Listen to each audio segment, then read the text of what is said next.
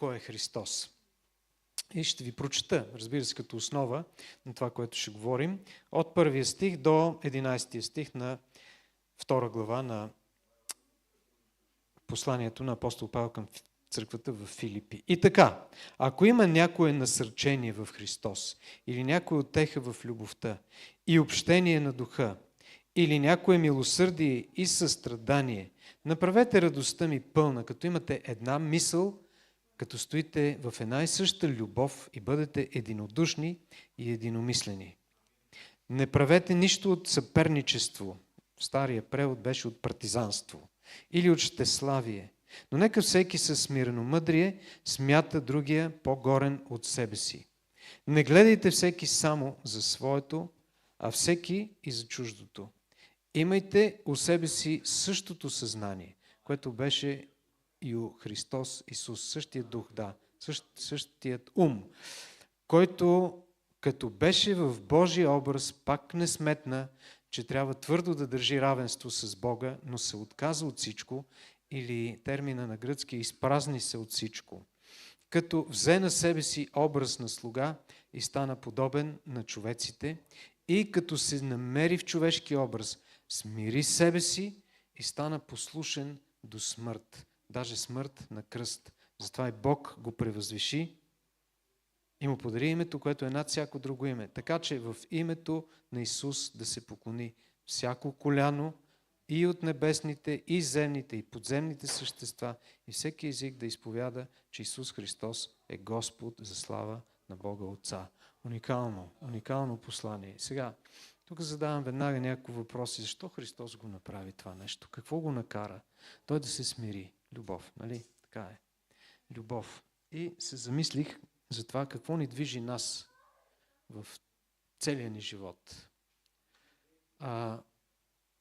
Нас, християните, ни движат две сили. И аз лично трябва да си го призная това и за себе си. Предполагам, че и вие ще го признаете. Първата сила, която движи целия свят, е любовта към себе си. Ние много се обичаме и това ни движи в голяма част от нашите постъпки.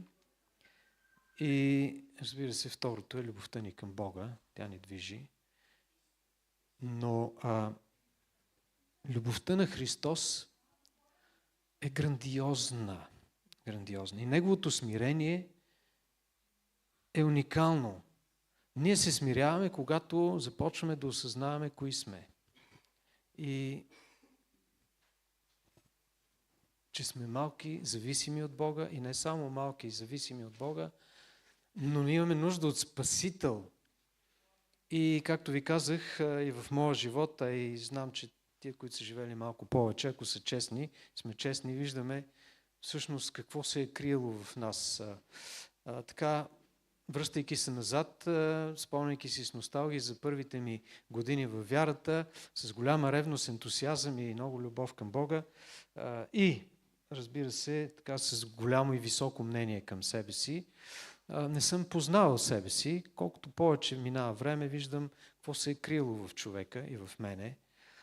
И ме поставя доста ниско. И ми показва голямата нужда от Бога, голямата нужда от Неговата милост. И ми помага да бъда по-състрадателен към хората около мене. Защото, знаете, като се чувстваш голям, силен и велик, много лесно гледаш осъдително на другите. Има една много красива история, която аз често споделям, за любовта на човека и коя любов на човека е по-голяма. В 7 глава на Лука евангелистът разказва една много красива история за една жена, която, между другото, като погледнах този брат, ми е забрал името или изобщо не го е чул, Людмила Ятански се казвам, малко странна фамилия, Ятански, не Ятанасов, но както и да е. Просто ми мина като светкавица през главата тая мисъл.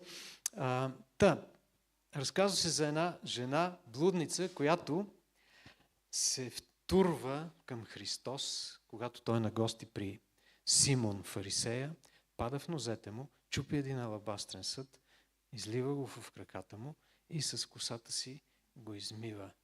И плаче и със сълзите си полива краката му. И разбира се, тук имаме този пак сблъсък. Фарисея казва, той ако беше пророк, щеше да знае каква е тая жена. Как така допускаш, един пророк допуска една блудница да се докосва до краката му? Не трябва да се докосваш до някой мръсен. И това упрекваха Христос. Събира се с блудниците и грешниците. Не е като нас. Ние стоим далеч, не се докосваме до тях, далеч от този свят. Понеже Христос е Господ и знае какво мисли човека и адресира неговия въпрос и неговите мисли, като му разказа история. Каза: Симоне, какво ще кажеш? Имаше двама длъжници, единият дължеше. Аз правих скоро сметка за това. Приблизително какво би било в днешни пари. Около 120 000 евро дължеше единия, а другия дължеше 10 пъти по-малко, т.е. 12 000 да кажем. Ориентировачно. За мен това е голяма сума. За някои казаха, тук в София един апартамент не може да си купи с това. Значи не е толкова голяма. Голяма е сумата. И представи си, не можеш да я платиш и ти я прощават. И господаря каза, не можа, понеже видя, че не могат да му платят, прости и на двамата. И кой ще обича повече? Естествено, той, на който е простено повече, ще обича повече. И тук аз обичам пак да провокирам и си задавам въпроса: кой от двамата беше по-грешен? Жената или фарисея?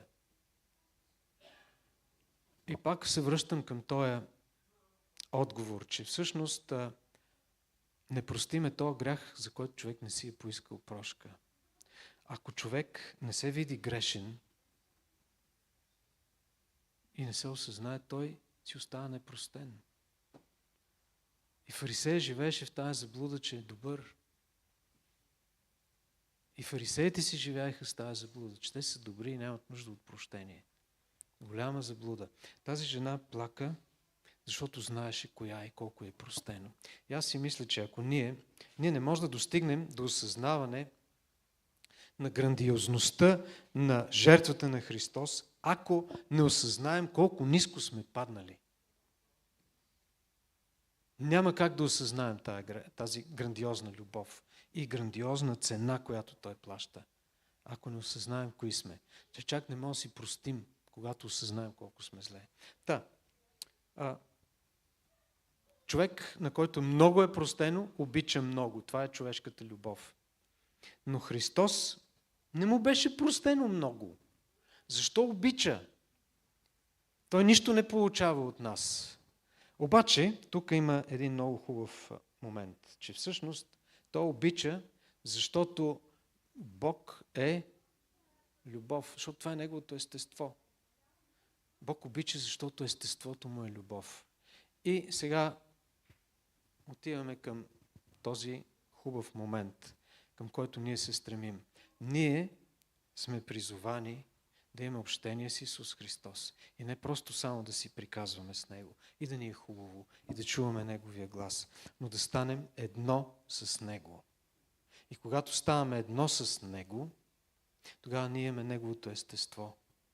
Тогава имаме Неговата любов, която ни движи. И вижте, Христос не случайно каза на своите ученици, че им дава нова заповед и някои я наричат 11-та заповед. Тук брата разказа една много хубава история, която сигурно ви е разказвал, за 11-та заповед. Коя е тази 11-та заповед? Нова заповед ви давам. Да се обичате един друг като себе си. Не смеете да ми противоречите ли? Не е така. Усмихнахте ли ми се? Противоречете ми. Не като себе си, както аз ви възлюбих. И това е шокиращото за мен, че Христос ни възлюби повече от себе си. Представяте ли си колко голяма е тая любов? Да се откаже от себе си. Да се изпразни от всичко, от всичките си атрибути и да стане човек. Защото ни обича повече от себе си. Това е тази любов. Не като себе си, егоистична любов, но любов над. уникално е това нещо. Тази любов него го мотивира и го провокира. И ние сме призвани да имаме това единство с него, единение, така че тая любов да гори в нас и да ни движи и нас. И сега отиваме към това, което в този свят е шокиращо и глупаво и неразбираемо. Смирение и покорство. Смирение, кротост и покорство. И това звучи в този свят много глупаво и да ви кажа, на нас, християните, също много пъти ни звучи глупаво. Аби как така ще си кротък? Христос в проповедта на планината каза нещо много красиво. Блаженни кротките, защото те ще наследят земята. Кроткият глупак ли е? В света кротостта се счита за голям недостатък, за голяма глупост. Кроткият е пасивен, слаб, не може да се противопостави, а всъщност идеята е, че кроткият е човек, който може да овладее себе си. Да си кротък в контекста на християнството означава да можеш да владееш себе си и да не реагираш по начина, по който реагира света. И да имаш вяра, така че да приемеш божествените стандарти за истина и да постъпиш според тях. Сега аз много пъти давам примери с моето каране по улиците. София много е напреднала, има доста така по-културно каране, обаче въпреки всичко е много брутално. Аз пътувам 15 км от София, в едно село сме, и всяка сутрин първото нещо, с което се сблъскваме, е отношението ми към наглеците, които не спазват никакви закони, никакви правила и карат като луди. И първото, което изниква в мен е да им се ядосам и да искам справедливост върху тях. Второто е да бъда повлечен и аз да кажа, всички така карат и аз така ще карам. Сега такава е ситуацията. Обаче, първо Бог ми казва, ти не си по-добър от тях, първото. И второто, силата се състои не в това да натиснеш педала на газта, а да овладееш себе си. Овладей себе си. Това е истинската сила. Тези хора показват слабост. Те не могат да се съобразят, не могат да се контролират и да влязат в правилника, за да предпазят другите и живота им. Така че това ме утешава и си казвам, добре, аз проявявам сила, аз съм силния, който мога да владее себе си. Сега ще отворя още една скоба за кротостта и смирението и послушанието. В Първо Петрово апостол Петър казва нещо много интересно към жените. И то е: жени, покорявайте се на своите мъже, даже и на невярващите, за да може тези, които не се покоряват на Словото, да бъдат спечелени без Словото, чрез поведението на жените. И това го използвам понякога като аргумент за това, че жената може да проповядва. Тя може да проповядва без думи, да говори със своето поведение. И още нещо. Затова една жена да се покори на своя мъж и то на невярващия се изисква огромна сила. Т.е. себевладение. И още едно нещо. Изисква се огромна вяра. Да повярваш, че това, което Бог иска от тебе, е добро. И да му позволиш Той да работи, а не ти да се запретнеш с твоите ръце. Иска се огромна вяра. И иска се сила да овладееш себе си. Така че, по отношение на кротостта и на смирението, виждаме, че за да бъде човек кротък и да бъде смирен, се изисква вяра и се изисква покорство, а не емоция. Аз не мога да устоя, аз ще реагирам, аз ще се защитя. Аз ще хвана в ръце ситуацията. Изкушение, което идва към всички нас. Истинска вяра се изисква ние да поверим това, което Бог е изискал от нас в Неговите ръце и да изпълним това, което Той иска от нас, независимо какво се случва около нас, какво ни говорят хората. Аз ще постъпя правилно и ще го постъпя правилно, защото имам силата да се овладея. Така че ключ изключително голям. Христос не показа слабост, а показа сила. Когато се отказа от всичко, смири себе си и стана зависим и от човеци, и от ситуацията около себе си, но напълно покорен на своя Отец. И още едно нещо ни казва Христос. В 11 глава на Евангелието според Матей, една много красива глава, в която в началото Йоан Кръстител се усъмнява в него и праща учениците си да питат: ти ли си Христос? Или да чакаме друг, защото съм в затвора? Не трябваше ли аз да съм на свобода? Не трябваше ли ти да си Месия, който ще се възцари и ще ме направи един от своите служители? А какво правя аз в затвора? Защо съм тук? Нима ти не си Месия? И Христос му отговори: вижте какво се случва. Слепи проглеждат, куци прохождат и на сиромаците се благовестява небесното царство. И блажен, който не се съблазнява в мен. Идете и му го кажете. И го остави в затвора. Сякаш е безсилен и му отнеха главата. И въпреки това стана най-големия герой, един от най-големите герои старозаветни пророци. И накрая на тая глава Христос казва следното: елате при мене всички, които се трудите и сте обременени, и аз ще ви успокоя. Вземете моето иго върху себе си и се научете от мене, защото съм силен, строг, могъщ, режек. Не, защото съм кротък и смирен по сърце и ще намерите покой на душите си. Защото моето иго е благо и моето бреме е леко. Това е, което Христос ни кани. Елате и станете като мен. Вие, които се трудите и се напъвате и хвърляте своите сили и сте обременени, елате при мен, станете като мен, научете се от мен. Аз съм кротък и смирен по сърце. И ще намерите покой на душите си.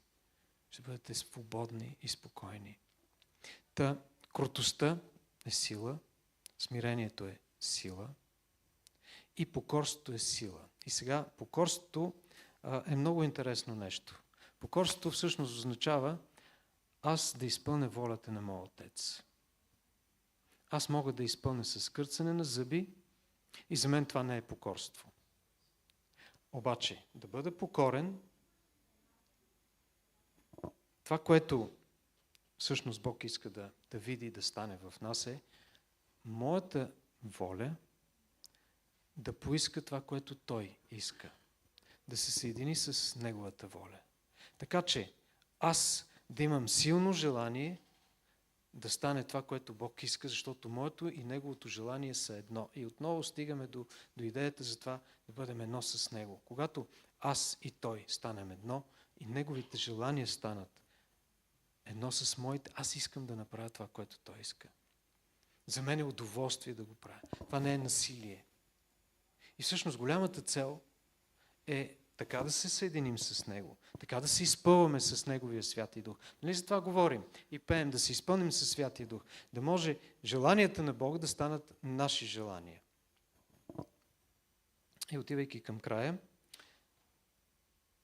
знаете всички за тая красива история с самарянката. Когато Исус Христос минава през Самария, както си говорихме в началото сутринта, самаряните са отвратителни, защото са една смесица и са гнусни за Христос, и не за Христос, а за юдеите, защото са се отклонили и са една амалгама далече от Бога. И на всичкото отгоре и жена, с която той започва да говори. Минава през Самария, говори с самарянката и учениците са в почуда. Канят го да яде и той им казва: аз имам да ям храна, за която вие не знаете. И моята храна е да извърша волята на този, който ме изпрати и да завърша неговото дело. Което означава, че за Христос вършенето на волята на Отца е удоволствие, храна, жизненно необходимо, наслада. Ние, да ви кажа честно, живеем във време, в което мислим какво да ядем. И сега тук, не знам дали се прокрадва тази мисъл във вашите глави, какво ще ядем след малко.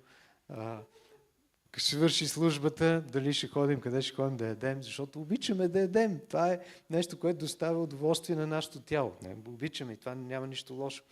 Но за нашето сърце е огромно удоволствие да се храним с духовната храна. А духовната храна не е само да слушаме едно слово, но това слово да ни провокира към действие.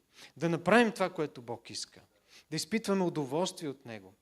И завършвам с това, което ми се случи тук преди няколко дена.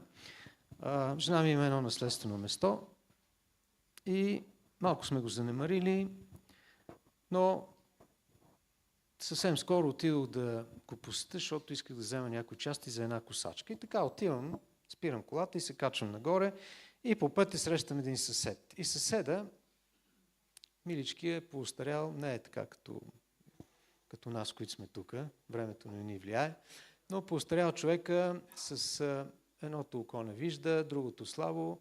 Викам, здравей, виждаш ли ме? И той ми казва, не те виждам. И аз му обясних, аз съм тук родата на Еди кой си, добре. И продължих. Отидох, взех си каквото имам да взимам и се връщам и го гледам, той пак там седи. И му викам, как си? А той ми отговаря, много съм зле. Защо бе, човек? Защото прекарах инсулт. И ми стана много жал за него. И го питах, ти вярваш ли в Бога? А той ми отговаря, не. Аз продължих и му казах, виж, Бог ни е създал. Той е нашият творец. Той владее нашето тяло. И той може да го ремонтира. Той може да ти изцели. Защо не му се помолиш? И поискай прошка за греховете си. И той ми каза, напиши ми го. Как да се моля? Викам, не. Искаш ли да повтаряш след мене? Да. И започнах да го вода в молитва. И този човек поиска прошка за греховете си. Помоли се за изцеление. И сърцето ми се разтопи. Питах го как се казва, че съм забрал как се казва. Любчо се казва. Викам, Любчо, ще се молим за тебе, да знаеш. Така че, моля ви, ако се сетите, помолете се за Любчо. Господ да го изцели. Но най-важното е, неговото сърце беше спасено, изкупено, защото поиска прошка за греховете си. Човека показа толкова малко вяра. Толкова ме зарадва това. И знаете ли, всъщност, това е моята храна. Това ми нахрани сърцето. И си казвам, само за това да бях дошъл на тази земя, пак си струва. Всъщност колко хубаво е да вършим Божията воля. Не е ли това огромно удоволствие? Така че, как да вършим Божията воля? Когато се съединяваме с Него. Когато се изпълваме с Него. По това ще познаят, че сте мои ученици, понеже много ги разбирате нещата. Не, понеже имате любов помежду си.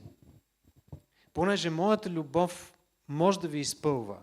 Когато аз и ти сме заедно, моята любов може да тече през тебе, която не е егоистична любов, с която можеш да жертваш и да изпиташ и болка, но да обичаш поради предстоящата немо радост. Това противоречие против себе си на кръста, от голямата си любов към нас. Това си струва и тая любов, и тая наслада да вършиш Божията воля, прескача и преодолява всички дребни препятствия, които са пред нас. И така искам и се да ви провокирам и себе си да провокирам. Затова да не разменяме общението си с Христос за някакви придобивки. Той да ни даде това, да си постигнем онова, да си купим това, да изпитаме тия удоволствия. Но тук сме за много кратко време, за да бъдем с Него и да извършим това, за което ни е пратил. За спасението на този свят, за изграждането на хората в този свят. Не да си изградим нашата кариера, а да му бъдем покорни. От любов да положим живота си за брата си. И не правете нищо от съперничество или от щеславие, но нека всеки с смиреномъдрие смята другия за по-горен от себе си. Не гледайте само за своето, а всеки и за чуждото, и имайте в себе си същият ум, същото мислене, същия дух, който беше у Христос или е у Христос, който не счете за нужно да държи равенство, но се изпразни от всичко и смири себе си и за образ на слуга и се смири до смърт, и то смърт на кръст.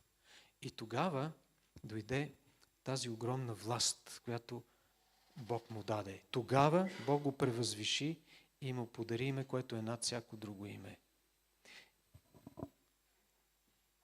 И получи невероятно и власт не толкова над нечистите духове, колкото власт в царство, в което всички ние му даваме себе си покорни.